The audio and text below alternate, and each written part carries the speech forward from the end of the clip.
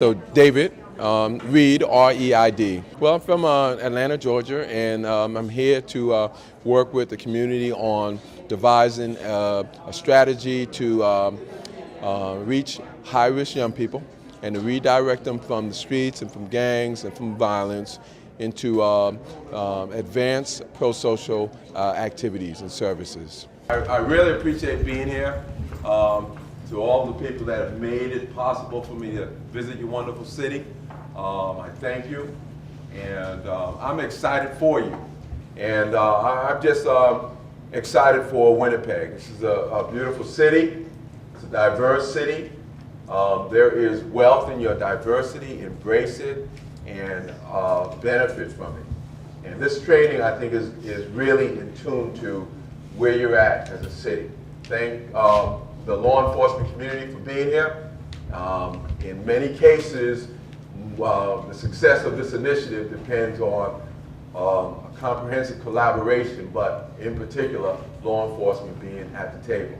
We're here for a seminar because Together We Care, and it's being hosted by the Boys and Girls Club, and it's brought a number of individuals together, individuals and businesses and people from the community who also are concerned about what's going on within the inner city. Their loved ones. To cry out and say, why? I've been in those communities where these kids don't dream. They're hardened. They are so used to people dying. I can remember being in a part of New York City. I'm from the suburbs. If in my community I saw a dead body, I would have flipped out. But you condition yourself. It's like going to war. And I can remember waking up in the morning not knowing if I was going to come home. And then in 1998, oh man, this was amazing. I didn't even think this was going to work. Because now you had clubs in that community saying, you see that detention facility?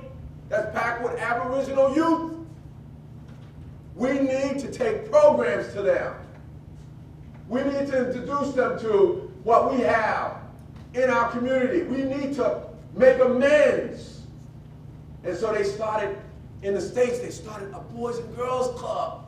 It is important because it helps the youth out there know that there are resources out there for them, and there are service providers who actually give a crap about their situation and want to guide them to the proper resources that are out there.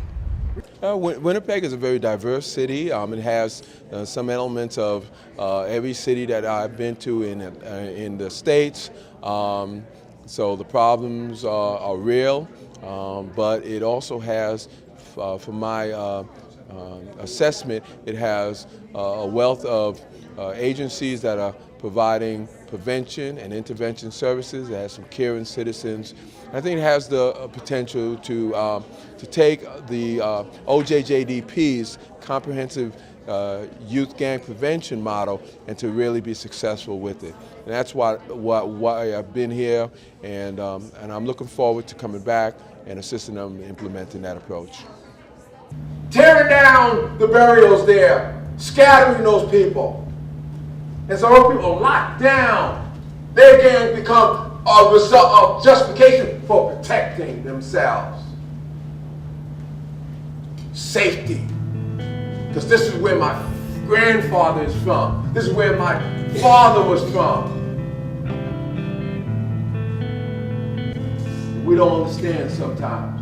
I'm not justifying. We got to get in the mind and understand sometimes.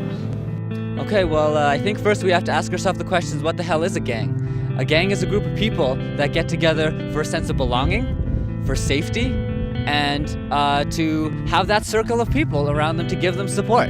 If they don't find it somewhere else, they're gonna go and they're gonna get it. I think young people need those relationships. Young people need those opportunities to be together with other people that have that same vision and other people that have that same dream. And if they can't find it in the education system, which is constantly failing, if they can't find it in community organizations that aren't giving them the validation that they need to be confident in themselves, they're gonna go out and they're gonna find it in a gang. They bring drugs, they bring weapons, they have relationships. So it's another world. and they're calling shots that happen on the streets. And your research says it is huge. It is very sophisticated here. And we're sending our Aboriginal boys to that. We have to find a way to reverse that. That you will see, reap the benefits of that. You will see that one day when one of those young men or women playing in the World Cup, Canada wins it. And they interview that young person, they say, you know, you carry yourself with such class. You come from a people that, you know, should be defeated. What is giving you that pride in that class? And that young person will look in the mic and look at the world and say, you know, when I was growing up in Winnipeg, 2011, the community got together, they formed the GAINS program.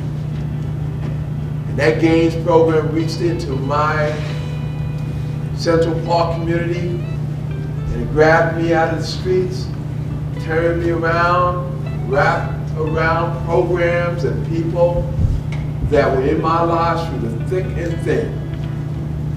Got me into soccer, paid my fees to be in this program, this high-level soccer. And because of those people in that GAINS program, I'm here today. You're gonna have people like that. And when they come back, you will have your celebration parade. And together, all people of Winnipeg are gonna be proud that that young person will truly represent Winnipeg. And all that stands for, all good Winnipeg. Thank you very much for the time that you've given me. I look forward to working with you. I'm excited for your opportunity. Thank you very much.